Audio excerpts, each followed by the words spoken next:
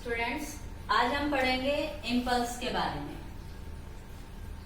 इससे पहले हमने पढ़ा है न्यूटन लॉज ऑफ मोशन। तो न्यूटन लॉज ऑफ मोशन में जैसे कि फर्स्ट लॉ कहता है कि without any external effort no any body change its state, its position या मोशन। इसी तरह से जो Newton second law of motion कहता है वो कहता है कि जो चेंज इन मोमेंटम है in a given time it is directly proportional to force, कि जितना आप फोर्स लगाएंगे उसी के according in a given time momentum में चेंज आएगा। एंड न्यूटन थर्ड लॉ क्या कहता है कि every action has equal and opposite reaction. तो जो इम्पल्स है उस इम्पल्स में हमें जरूरत पड़ती है एक्चुअली न्यूटन सेकंड लॉ की। तो जो न्यूटन सेकंड लॉ है वो क्या कहता है कि change in momentum is equal to F into d t. तो जो चेंज इन मोमेंटम है वो है फोर्स इंटू टाइम।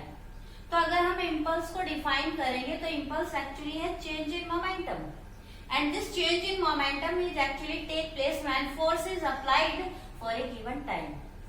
और अगर हम इन्हें साइंटिफिक वे इम्पल्स को डिफाइन करेंगे तो हम सिंपली यही कहेंगे कि when a force act on a body for a very short time, तो that impact of force in a very short time is known as impulse, and this impulse is actually change in momentum. तो अगर हम impulse को denote करेंगे तो that is letter I and it is actually F into d t. और जो impulse है उसकी जो यूनिट होगी एसआई यूनिट, उसे हम लिखेंगे दैट इज फोर्स की क्या होती है न्यूटन और टाइम की क्या होती है सेकंड। तो जो इम्पल्स की एसआई यूनिट है वो है न्यूटन सेकंड। अब आप कहेंगे कि इम्पल्स की जरूरत क्या पड़ी। एक्चुअली हमारी डेली लाइफ में जितनी भी एक्टिविटीज होती है एक्चुअली नेचर का ये नियम है कि जो चेंज होता है, किसी भी तरह का कोई चेंज होता है वो एक्चुअली किस पे डिपेंड करता है, टाइम पे और एफर्ट्स पे। तो जो चेंज आप लाना चाहते हैं, जो काम आप करना चाहते हैं, वो किस पे डिपेंड करेगा कि आपने कितने एफर्ट किए हैं, वो किस टाइम में किए हैं।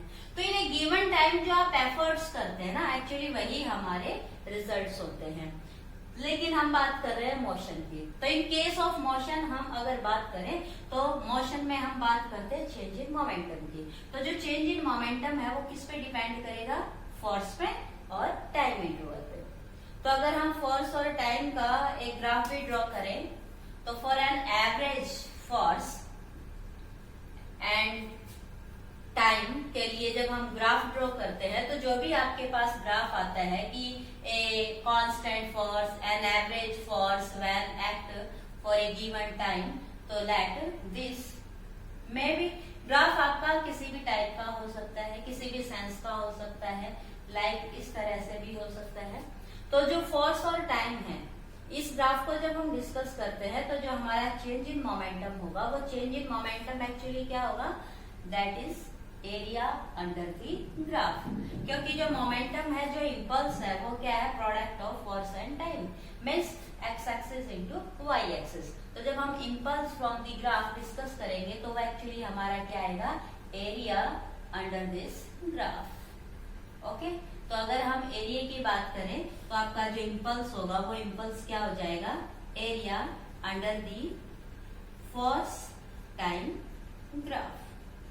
तो आपके सिलेबस से रिलेटेड कई तरह की प्रॉब्लम्स आती है जहां आपको फोर्स और टाइम दे रखा होगा या फोर्स और टाइम के बीच में ग्राफ दे रखा होगा तो कहेगा इम्पल्स कैलकुलेट कीजिए।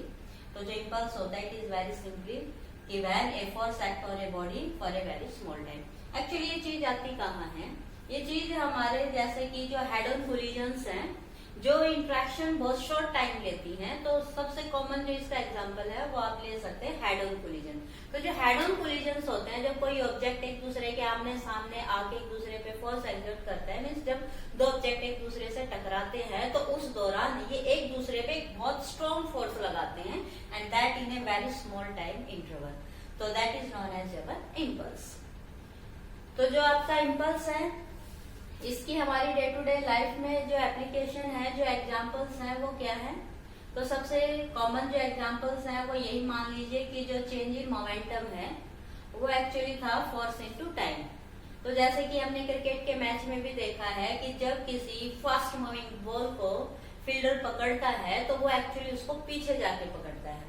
तो उसको पीछे से पकड़ने का कारण क्या है, ताकि वो टाइम इंक्रीज हो जाए।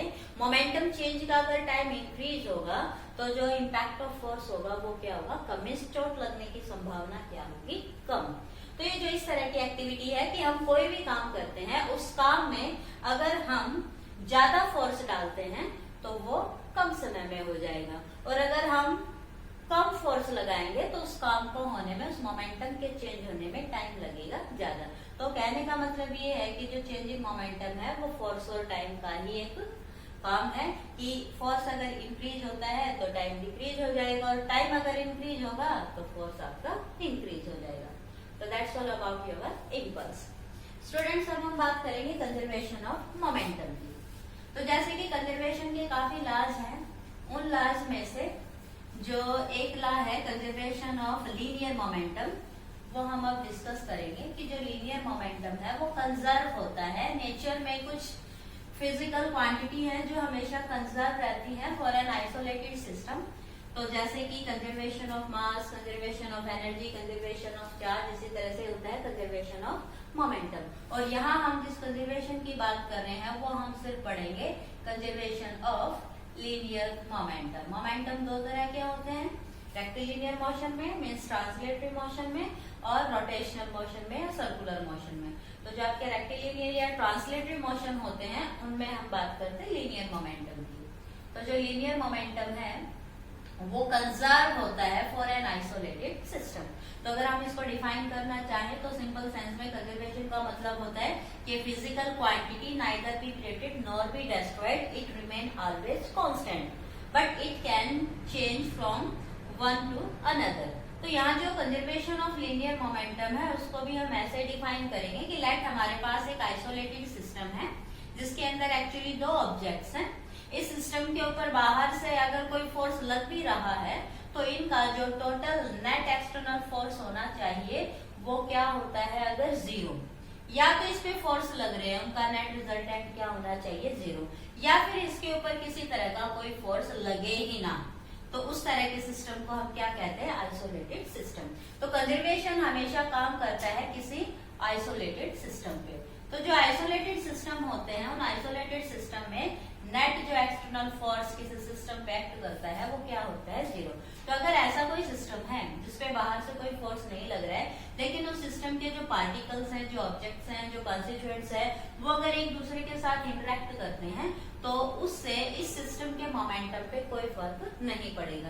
इसका जो टोटल मोमेंटम है वो हर समय क्या रहेगा, conserve, constant, means remain unchange. तो ये होता है कंजर्वेशन ऑफ लीनियर मोमेंटम। तो इस कंजर्वेशन को हम समझेंगे बाय एन एग्जांपल, और उस एग्जांपल में हमारे पास ये जो सिस्टम है, सिस्टम में ये दो ऑब्जेक्ट्स हैं, let it that is object A and that is object B. ये जो ऑब्जेक्ट है लेट इस सिस्टम में अपनी किसी इनिशियल वेलोसिटी के साथ मूव कर रहा है, लेट बी भी किसी अपनी वेलोसिटी के साथ मूव कर रहा है, that is initial velocity UV.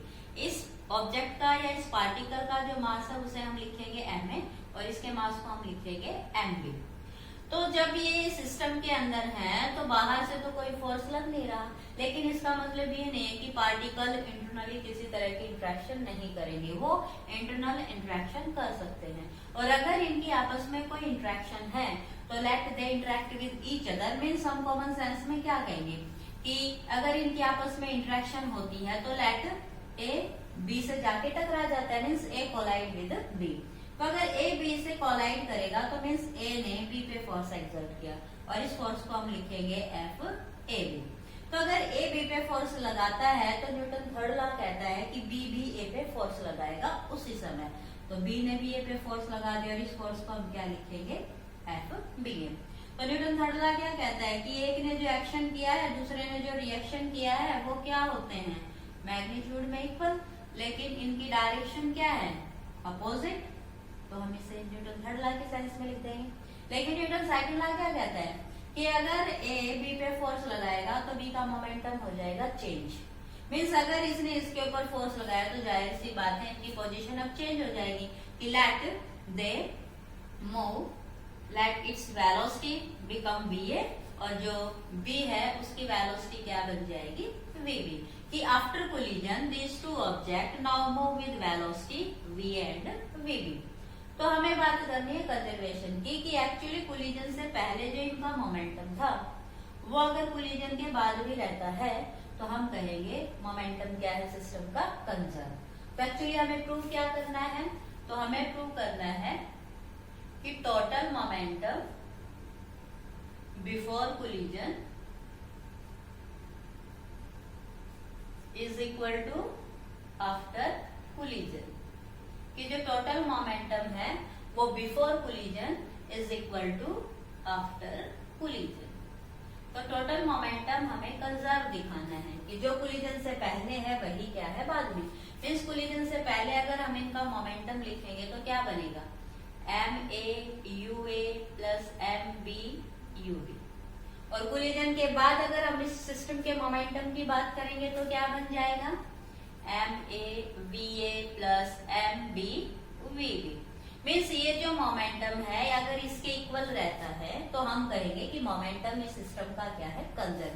तो हमें ये जो मोमेंटम है ये इसके इक्वल प्रूव करना है। तो इसके लिए हमें जरूरत पड़ेगी न्यूटन थर्ड लॉ और न्यूटन सेकंड लॉ की। तो हम न्यूटन थर्ड लॉ को और न्यूटन सेकंड लॉ को यूज करेंगे और हमारे पास हमारा रिजल्ट बड़ी इजीली आ जाएगा। कैसे, लेट हम यही से करते हैं शुरू।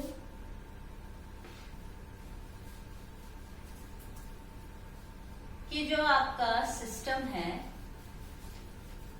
इस सिस्टम में ये दोनों एक दूसरे के साथ इंटरेक्ट करते हैं और इंटरेक्शन के बाद इनकी जो वेलोसिटी है वो क्या हो जाती है, चेंज। ओके, और जो इनकी वेलोसिटी चेंज होती है तो जाहिर सी बात है सिस्टम का जो मोमेंटम है वो नया बनेगा और उस मोमेंटम को हम क्या कहेंगे कि लेट आफ्टर कोलिजन कि A move with velocity VA and B move with velocity VB। तो यहाँ A ने अगर B पे फोर्स लगाया तो मोमेंटम किसका बदलेगा, B का। तो B का जो मोमेंटम चेंज होगा उसे हम क्या लिखेंगे, dp/dt and momentum of B। Same अगर B A पे फोर्स लगाता है तो किसका मोमेंटम बदलेगा, A का। तो change in momentum of A is written as dpa/dt। अब क्योंकि एक्शन और रिएक्शन है दोनों साइमल्टेनियस है तो हम क्या कहते हैं न्यूटन थर्ड लॉ के according, action is equal and opposite to reaction, ये हम लिखते हैं। तो ये जो आपके मोमेंटम है अगर फोर्सेस इक्वल है तो ये भी इक्वल हो जाएंगे, ये अपोजिट है तो ये भी अपोजिट हो जाएंगे। मीन्स हम इस इक्वेशन को क्या लिखेंगे कि dpb/dt is equal to dpa/dt। तो टाइम क्या है, सेफ। तो हमारे पास क्या आ जाएगा अभी, तो अब हमारे पास आ जाएगा कि change in momentum of B is equal and opposite to change in momentum of A। तो कंजर्वेशन का रिजल्ट ये भी है कि अगर दो ऑब्जेक्ट एक दूसरे के साथ इंटरेक्ट करते हैं तो उनका मोमेंटम अगर बदलता है कोलिजन में इंटरेक्शन में तो उसका जो मैग्नीट्यूड है ना चेंज का वो क्या होगा, इक्वल लेकिन अपोजिट। मीन्स अगर एक का मोमेंटम बढ़ता है कुछ अमाउंट से तो उतने ही अमाउंट से दूसरे का मोमेंटम घट जाएगा। मीन्स लेट इसका जो मोमेंटम है इनिशियली वो है 3 और इसका जो मोमेंटम है इनिशियली वो क्या है 7। तो जो टोटल मोमेंटम है वो दोनों का क्या है 10। लेकिन इन दोनों की आपस में इंटरेक्शन हुई और उस इंटरेक्शन से A का जो मोमेंटम है वो बन गया 4। तो B का जो मोमेंटम है वो क्या हो जाएगा 6। मीन्स अगर A के मोमेंटम में 1 यूनिट का इंक्रीमेंट हुआ है तो सिमिलरली B के मोमेंटम में 1 यूनिट का क्या हो जाएगा, डिक्रीज। मीन्स दोनों का जो मैग्नीट्यूड है चेंज का वो तो सेम है लेकिन नेचर क्या है, अपोजिट। मीन्स एक का करेगा इंक्रीज तो दूसरे का क्या करेगा, डिक्रीज। लेकिन चेंज का मैग्नीट्यूड क्या होगा, दोनों में सेम। तो जो मोमेंटम पहले था 10 वो अब भी क्या है 10। एक्चुअली ये है कंजर्वेशन ऑफ मोमेंटम का मीनिंग। तो हमें ये बात अभी सिद्ध करनी है अपने पैरामीटर के फॉर्म में। तो लिखिए change in momentum of B। तो B का मोमेंटम चेंज क्या होगा, final momentum minus initial momentum. तो ये था कोलिजन से पहले का मोमेंटम, ये है कोलिजन के बाद का momentum is equal to minus change in momentum of A। तो चेंज क्या होता है, फाइनल माइनस इनिशियल। तो ये हमने लिख दिया A का मोमेंटम चेंज। तो जब हम इस माइनस को यूज करेंगे ब्रैकेट हटाएंगे तो माइनस बन जाएगा प्लस और प्लस बन जाएगा माइनस। अब जो माइनस वाली टर्म्स है उन्हें एक तरफ कर दीजिए, लेफ्ट वाली को राइट में, राइट वाली को लेफ्ट में, तो हमारे पास रिजल्ट क्या आएंगे? तो यहाँ से आपके पास बन जाएगा MBVB plus MAVA is equal to MAUA plus MBUV. So this is your total momentum before collision and this is equal to total momentum after collision. If this was 3, this was 7, 10, that become 4 and this become 6. So total is 10. में जो total after collision है वही क्या है? Total before collision. And this is our conservation of linear momentum. Just तो condition क्या रहनी चाहिए? ये system should be isolated. External अगर कोई फोर्स नहीं होगा, सिर्फ इन दोनों के आपस में इंटरेक्शन होगी, तो सिस्टम का जो टोटल मोमेंटम है वो क्या रहेगा? कंजर्व. ना तो बढ़ेगा ना घटेगा. इनका जो टोटल मोमेंटम है वो कोलिजन से पहले भी और कोलिजन के बाद भी क्या रहेगा? सेम.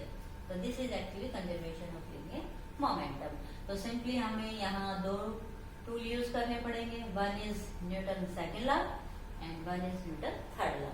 दोनों केस आप डिस्कस कीजिए. Very easily you can clear this conservation of linear momentum. अब स्टूडेंट हम पढ़ेंगे अपैरेंट वेट के बारे में. ये जो आपका टॉपिक है ये इसी चैप्टर में है, अपैरेंट वेट. और ये जो हम डिस्कस करेंगे ये एक्चुअली हमारा फ्री बॉडी डायग्राम पे बेस है. अब ये फ्री बॉडी डायग्राम क्या होता है? फ्री बॉडी डायग्राम में एक्चुअली क्या होता है कि जो भी कोई आपके पास सिस्टम है, ओके, हमारे पास एक कॉम्प्लेक्स सिस्टम है और उसके ऊपर कई तरह के फोर्सेस लग रहे हैं और हमें उसके किसी हिस्से में किसी नेट रिजल्टेंट की अगर बात कर रही है तो हम उस सिस्टम के कुछ पर्टिकुलर पार्ट को आइसोलेट कर लेते हैं पूरे सिस्टम से और फिर हम देखते हैं कि उस सिस्टम पे एक्चुअली डायरेक्ट इनडायरेक्ट कितने तरह के कौन से फोर्सेस किस किस डायरेक्शन में लग रहे हैं. अगर हम ये चीज निकाल लेते हैं, उस सिस्टम को उस पार्ट से आइसोलेट कर लेते हैं और उन डिफरेंट फोर्सेस को अगर हम डिफाइन कर लेते हैं तो that part is known as free body diagram. और ये जो फ्री बॉडी डायग्राम है ये काफी इंपॉर्टेंट है कि अगर आप उस सिस्टम के किसी पार्ट के बारे में किसी भी फिजिकल क्वांटिटी को लाइक इट्स वेलोसिटी या एक्सेलरेशन, फोर्स और मोमेंटम को अगर आप फाइंड आउट करना चाहते हैं तो हमें किसकी हेल्प लेनी पड़ेगी? फ्री बॉडी डायग्राम्स की. तो इसका जो सबसे फर्स्ट और कॉमन एग्जांपल है वो है हमारे पास the apparent weight of a body या person, a man in a lift or elevator. तो जो हमारे पास ये सिलेबस का एक पार्ट है एक्चुअली और ये मान के चलिए ये हमारी लाइफ में कॉमन भी है, ये कोई नई चीज नहीं है, लेकिन हम इसे अपने सिलेबस में पढ़ रहे हैं तो यहाँ हम अपने साइंटिफिक टूल को यूज करेंगे. तो यहाँ जो अपैरेंट वेट है, अपैरेंट वेट, ओके, और वो भी किसमें? Of a man in A lift या एलिवेटर. ओके, तो लेट कोई लिफ्ट है, यहां कोई पर्सन खड़ा है. अब इस एलिवेटर में हमें इस मैन के, इस पर्सन के, इस बॉडी के वेट को डिस्कस करना है कि अगर ये लिफ्ट ऊपर की तरफ मूव करती है या ये नीचे की तरफ मूव करती है, अगर इसका मोशन एक्सेलरेटेड है या इसका मोशन यूनिफॉर्म है, तो इसके वेट पे क्या फर्क पड़ेगा. तो स्टूडेंट्स हम यहाँ बात कर रहे हैं वेट की, and you know weight is a variable physical quantity because weight is actually the force experience by the body due to the gravity of earth. और इसे हम क्या लिखते हैं? m into g. तो लेट इस बॉडी का जो मास है वो क्या है? m. तो यहाँ देखिए हम अलग अलग केस डिस्कस करेंगे कि लेट इनिशियली जो ऑब्जेक्ट है और ये जो सिस्टम है ये क्या है? At the rest. ओके, अगर ये हमारा सिस्टम रेस्ट पे है तो यहाँ कोई एक्सटर्नल फोर्स तो लग नहीं रहा, तो there is no any external force. Okay, and that is 0. लेकिन यहाँ एक फोर्स इस बॉडी पे जो लग रहा है वो क्या है? ये जो बॉडी है ये सरफेस पे है और ये अर्थ सेंटर की तरफ डाउनवर्ड डायरेक्शन में एक फोर्स लगा रही है. जैसे कि हमने कहा था weight is acting vertical down due to the gravity of earth. तो जो बॉडी है वो अर्थ की तरफ फोर्स लगा रही है, तो मीन्स इस बॉडी ने इस सरफेस पे फोर्स लगाया इन downward direction and that is called its weight. लेकिन ये क्योंकि सरफेस इसके कांटेक्ट में है तो ये सरफेस भी इसके ऊपर एक फोर्स लगाएगा जस्ट बिल्कुल अपोजिट, और उससे हम कहेंगे नॉर्मल रिएक्शन। ओके, तो ये था एक्शन और ये सरफेस का क्या है इस पे रिएक्शन। तो ये जो नॉर्मल रिएक्शन है, यहाँ इस आर को हम नाम देंगे नॉर्मल रिएक्शंस। मीन्स जब दो ऑब्जेक्ट एक दूसरे के कांटेक्ट में होते हैं तो अगर एक इसके ऊपर फोर्स लगाती है तो ये भी इस पे फोर्स लगाएगी and that force is known as normal reaction.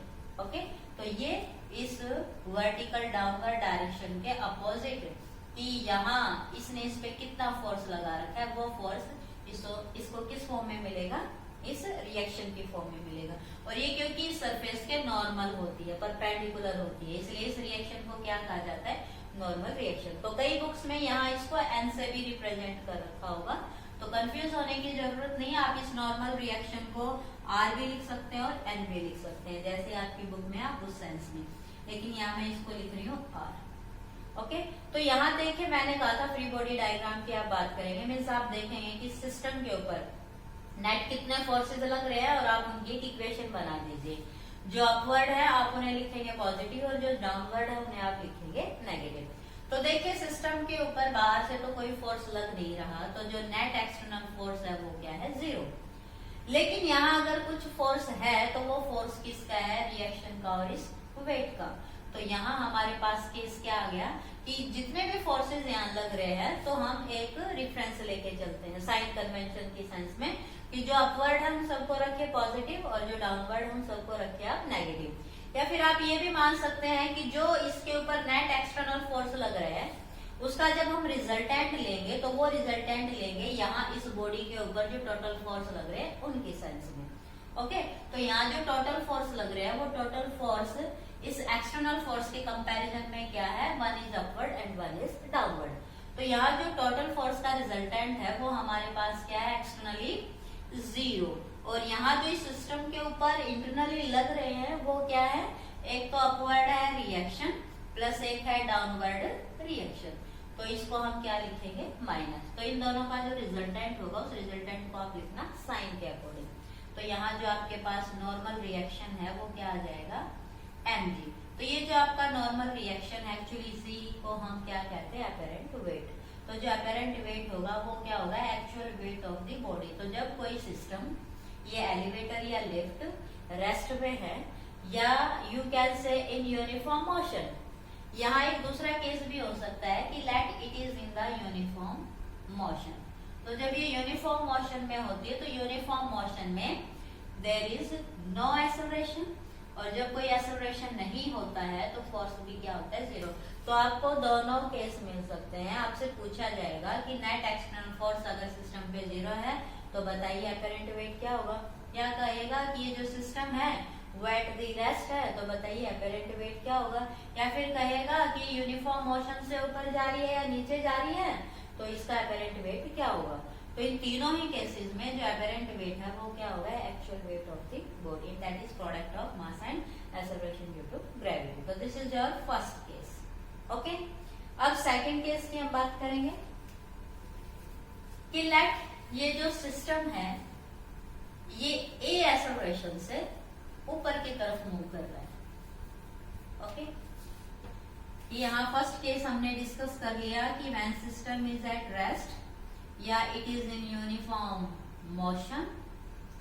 Okay, तो यहाँ जो आपके पास अपेरेंट वेट होगा वो क्या होगा, actual weight of the body. यहाँ जो सेकंड केस हम डिस्कस कर रहे हैं वो क्या है कि लेट ये जो सिस्टम है ये ए एक्सेलरेशन से ऊपर की तरफ मूव कर रहा है। अगर ये ए एक्सेलरेशन से ऊपर की तरफ मूव करेगा तो इसके ऊपर नेट फोर्स क्या लग रहा है, m इंटू ए। तो यहाँ जो नेट फोर्स है वो एक्चुअली रिजल्टेंट है इन दोनों का, और मैंने कहा था कि ये जो रिजल्टेंट होगा इसको हम क्या लिखेंगे, इनकी डायरेक्शन के सेंस में। तो जो फोर्स है वो अपवर्ड है, तो जो पैरामीटर अपवर्ड है उन्हें क्या लिखेंगे हम, पॉजिटिव, और जो पैरामीटर डाउनवर्ड है उन्हें हम क्या लिखेंगे, नेगेटिव। ओके, और यहाँ जो फोर्स अब इस पे लग रहा है उसे हम क्या लिखेंगे, m into a, and this is your R minus mg। तो जब हम एपरेंट वेट की बात करेंगे तो आपके पास एपरेंट वेट क्या आ जाएगा, ma plus mg means r will be जो एक्चुअल वेट है और plus this m into a। Means अगर हम एपरेंट वेट निकालेंगे तो that is m into g plus a। तो जो एक्सेलरेशन ड्यू टू ग्रेविटी है उसके साथ साथ आपका ये एक्सेलरेशन और ऐड हो जाएगा जिस एक्सेलरेशन के साथ ये मूव कर रही है। और यहाँ हमें क्या दिखता है कि जब ऑब्जेक्ट रेस्ट में था, सिस्टम रेस्ट में था, लिफ्ट एलिवेटर रेस्ट में थी, तो एपरेंट वेट था एक्चुअल वेट। लेकिन जैसे इसने ऊपर की तरफ मूव करना शुरू कर दिया तो इस सेकंड केस में हमारे पास एपरेंट वेट क्या आया, mg plus a means increase. Apparent weight increase हो जाता है, हमें ऑब्जेक्ट भारी लगता है। ओके तो जैसे जैसे हम ऊपर की तरफ जाते हैं, चाहे वो लिफ्ट में जाए चाहे सीढ़ियों से जाए, हम हमेशा जब भी ऊपर की तरफ बढ़ते हैं तो हमें भारीपन महसूस होता है, हमें अपना वेट भारी लगता है। तो ये इसी का केस है जो हमने अपने साइंस के अकॉर्डिंग फ्री बॉडी डायग्राम से क्लियर किया है। अब जो आपके पास थर्ड केस आएगा वो थर्ड केस है कि लेट ये जो सिस्टम है ये ए एक्सेलरेशन से डाउनवर्ड डायरेक्शन में मूव कर रहा है। Let it is moving in downward direction with an acceleration a. तो नेट फोर्स क्या लगेगा बॉडी पे, m into a, but in the downward direction. तो हम फिर से वही इक्वेशन लिखेंगे फ्री बॉडी डायग्राम के अकॉर्डिंग की जो नेट रिजल्टेंट फोर्स है वो इन दोनों का रिजल्टेंट है। तो अब इसकी डायरेक्शन में जो कंटेंट है उन्हें तो हम क्या लिखेंगे, पॉजिटिव, लेकिन इससे जो अपोजिट डायरेक्शन में उन्हें हम क्या लिखेंगे, नेगेटिव। और यहाँ जो रिजल्टेंट फोर्स है वो क्या है, m इंटू ए, तो माइनस का r and that is mg। पर जब हम r निकालेंगे तो ये माइनस इधर आके प्लस और ये ma इधर जाके माइनस। तो जो एपरेंट वेट आपके पास आएगा वो क्या आएगा, actually mg minus a। Means देखिए जब ये एलिवेटर रेस्ट में था तो एपरेंट वेट था एक्चुअल वेट, लेकिन जब ये ऊपर की तरफ एक्सेलरेट होता है तो इट इंक्रीज, लेकिन जब ये डाउनवर्ड डायरेक्शन में एक्सेलरेट होता है तो इट डिक्रीज। ओके अब यहाँ जो फोर्थ केस है वो केस ये है कि अगर ये डाउनवर्ड डायरेक्शन में तो आए लेकिन किस एक्सेलरेशन के साथ, जो ग्रेविटी का एक्सेलरेशन है, तो अगर ये इस एक्सेलरेशन के साथ नीचे आता है तो जो आपका एपरेंट वेट होगा वो क्या हो जाएगा, g minus g means zero. Means apparent weight is weightless, means there is weightless. जो आपके पास इसको फील होगा वो क्या होगा कि जैसे कोई वेट है ही नहीं, फ्री फॉल जैसी कंडीशन हो जाएगी। जब किसी ऑब्जेक्ट को फ्रीली फॉल किया जाता है तो इट फील वेटलेस। तो ये आपके पास फोर्थ केस। लेकिन एक केस ये भी है कि अगर ये एक्सेलरेट हो भी रहा है तो अगर इसका एक्सेलरेशन इस g से भी ज्यादा हो, तो अगर ऐसा केस होगा कि ये एक्सेलरेशन इस g से भी ज्यादा है तब आपके पास जो आएगा वो क्या आएगा, g माइनस g डैश। और ये जो क्वांटिटी है ये क्या आएगी, माइनस। मीन्स अब तो ये नेगेटिव एपरेंट वेट हो गया। और ये जो नेगेटिव एपरेंट वेट है ये एक्चुअली क्या होगा, क्या होता है इस केस में कि अगर ये लिफ्ट इतने फास्ट एक्सेलरेशन के साथ आ रही है ग्राउंड की तरफ और जब ये ग्राउंड को टच करेगी तो क्या होता है कि object will fly of. Means एक तरह से ये मानिए कि वो जमीन से टकराएगा और उछल के शायद इसकी सीलिंग से भी टकरा जाए। तो ऐसी कंडीशन अप्रोच होती है। तो ये हमारे पास different case for the apparent case when an system is accelerate in the vertical upward या downward direction या with the acceleration due to gravity। अब यहाँ एक टॉपिक और है फ्री बॉडी डायग्राम से रिलेटेड एटवुड मशीन का, जिसके अंदर एक्चुअली दो ऑब्जेक्ट होते हैं वो एक दूसरे से कनेक्टेड होते हैं विद ए पुली। तो ये जो आपके पास सिस्टम है, प्रॉब्लम है, इसे हम कहते हैं actually system of connected motion. तो इस सिस्टम के अंदर जो प्रॉब्लम्स पूछी जाती हैं वो बेसिकली पूछी जाती हैं टेंशन और एक्सेलरेशन से रिलेटेड, कि जो सिस्टम है उसका एक्सेलरेशन क्या होगा या उस व्हील से जिसे कनेक्ट कर रखा है पुली से उसकी टेंशन क्या होगी।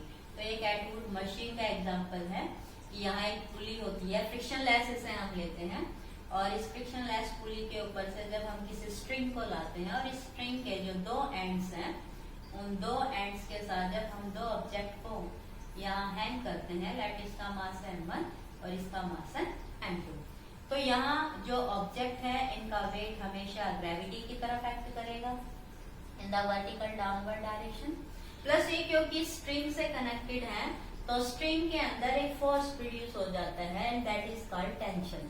और जो टेंशन होती है वो क्या होती है एक्चुअली टुवर्ड द कांटेक्ट। तो यहाँ इस तरफ भी होगी और ये कांटेक्ट यहाँ भी है तो इस तरफ भी होगी। तो एक्चुअली हम यहाँ दो केस डिस्कस कर रहे हैं, one is the upward and one is the downward. तो ये तो जैसे आपको दिख ही रहा है कि एक पार्ट यहाँ ऊपर की तरफ है और एक पार्ट नीचे की तरफ, मीन्स यहाँ जो आपके पास केस है वो क्या है M2 is greater than M1। तो M2 अगर M1 से भारी होगा तो जाहिर सी बात है नीचे की तरफ जाएगा, ये ऊपर की तरफ जाएगा। दूसरी बात यहाँ ये जो एक्सेलरेट हो रहा है इन द डाउनवर्ड डायरेक्शन, तो ये एक्सेलरेट होगा same in the upward direction. तो ये एक जनरल सी बात है कनेक्टेड मोशन की कि दो ऑब्जेक्ट को जब हम एक रस्सी या स्ट्रिंग की सहायता से किसी पुली के ऊपर अगर हैंग कर देते हैं तो अगर एक ऑब्जेक्ट दूसरे से भारी है तो एक अगर ए एक्सेलरेशन से नीचे की तरफ मूव करता है तो दूसरा सेम एक्सेलरेशन से ऊपर की तरफ मूव करता है। तो बात यहाँ आती है कि यहाँ जो ये टेंशन है स्ट्रिंग में क्या प्रोड्यूस हुई है और जो एक्सेलरेशन इन ऑब्जेक्ट्स में प्रोड्यूस हुआ है वो क्या है। तो एक्चुअली हमें ये दोनों केस स्टडी करने हैं। तो यहाँ जब हम टी और ए को निकालेंगे तो वही फ्री बॉडी डायग्राम मीन्स हम एक बार इस पार्ट को लेंगे एक बार इस पार्ट को लेंगे और इन दोनों के ऊपर जो रिजल्टेंट फोर्स लग रहे हैं उन्हीं के साइंस में हम इनकी इक्वेशंस बना देंगे और उन्हें सिंपली सोल्व कर लेंगे। तो लेट यहाँ पहले डिस्कस करते हैं M1 मास को। तो जो M1 मास है ये ऊपर की तरफ जा रहा है, मीन्स इसके ऊपर नेट एक फोर्स लग रहा है ऊपर की डायरेक्शन में, दैट इज कॉल्ड M1A। अब ये जो रिजल्टेंट फोर्स है ये किसका रिजल्टेंट है, इस टेंशन का और इस वेट का। तो मैंने कहा था जो रिजल्टेंट फोर्स अपवर्ड डायरेक्शन में है उसके सेंस में जो क्वांटिटी अपवर्ड हमने पॉजिटिव रख दो और जो डाउनवर्ड हमने नेगेटिव रख दो। तो यहाँ जो आपके पास नेट फोर्स है that is F, it is resultant of this tension and this weight. तो tension is in upward direction with this acceleration so it is positive and this is your negative. तो यहाँ आपके पास एक equation आ गई, क्या F की value put कीजिए and this is T minus M1 g, this is your first equation. इसी तरह से इसे डिस्कस कीजिए कि यहाँ जो इसके ऊपर नेट फोर्स लग रहा है F वो क्या है resultant of tension and this weight, लेकिन यहाँ टेंशन अब इस फोर्स से अपोजिट डायरेक्शन में है तो इसे हम क्या लिखेंगे माइनस और वेट क्योंकि इसी की डायरेक्शन में है तो इसे हम क्या लिखेंगे प्लस। तो यहाँ जो F है वो क्या है M2A, क्योंकि यहाँ जो इसके ऊपर फोर्स लगेगा वो फोर्स क्या हो जाएगा M2A and this is your minus T and plus M2G। तो ये आपके पास दो इक्वेशन आ गई और जैसे आप मैथ में सोल्व करते हैं वेरी इजीली इन दोनों इक्वेशन को ऐड कीजिए, सब्ट्रैक्ट कीजिए या डिवाइड कीजिए, you can find out your A and T। तो देखिए हम इसे बड़ी इजीली सॉल्व कर सकते हैं। कैसे, अगर आप T को निकालना चाहते हैं तो आप A को एलिमिनेट कर दीजिए, जब दोनों डिवाइड होंगे तो यहाँ से आपके पास क्या बन गया M1 अपॉन M2 और ये इधर से T माइनस M1G और ये M2G minus T cross multiply कर दीजिए, आपके पास T आ जाएगा। तो जब हम इस केस को डिस्कस करते हैं तो हमारे पास क्या आएगा, that is M1 M2G minus M1T is equal to M2T minus M1 M2G। तो यहाँ से आप T निकालना चाहते हैं तो T को कीजिए एक तरफ, तो आप इसे इधर ले जाइए, means M2 plus M1 of T is equal to, ये अगर इधर गया तो आप इसे इधर ले आएंगे तो ये क्या हो जाएगा M1 M2G और प्लस M1 M2G क्या हो जाएगा 2 टाइम ऑफ M1 M2G। तो हमें T निकालना है तो T क्या हो जाएगा 2 time of M1 M2G upon M1 plus M2। तो दिस इज अवर टेंशन। तो अगर आपके पास T आ गया है तो आप A निकाल सकते हैं कि जो हमने इक्वेशन लिखी थी फर्स्ट और सेकंड उनमें आप T की जगह किसी में भी वैल्यू पुट कीजिए, आपके पास A आ जाएगा। लेकिन आपके पास ये थोड़ा सा कॉम्प्लेक्स पड़ेगा तो इसे थोड़ा इजी कर लेंगे हम, और इसको इजी करने का तरीका क्या है कि जो आपके पास इक्वेशन थी आप उन्हें एज इट इज लिखिए और वो इक्वेशंस क्या थी हमारे पास, that is M1A is equal to T minus M1G और दूसरी इक्वेशन क्या थी M2A this is minus T plus M2G। तो जब आपको A निकालना है तो आप T को एलिमिनेट कर दीजिए, जैसे T निकाला था तो A को एलिमिनेट किया था। तो इसे एलिमिनेट करने का बड़ा सिंपल तरीका means add both of this. तो जब आप इन्हें ऐड करते हैं तो प्लस माइनस कैंसिल और ये यहाँ से m1 plus m2 of A, और ये आपके पास m2 minus m1 of G। तो आपके पास A आ जाएगा, तो A क्या बन जाएगा? A बन जाएगा m2 minus m1 upon m1 plus m2 of G। Okay, तो दिस इज योर एक्सप्रेशन, जो कि दोनों केस में क्या होगा? सेम। तो ये जितने एक्सप्रेशन से डाउनवर्ड मूव करती है, अपवर्ड मूव करता है। And tension in the string, इस हर पार्ट में जो टेंशन होगी वो क्या होगी? 2 टाइप ऑफ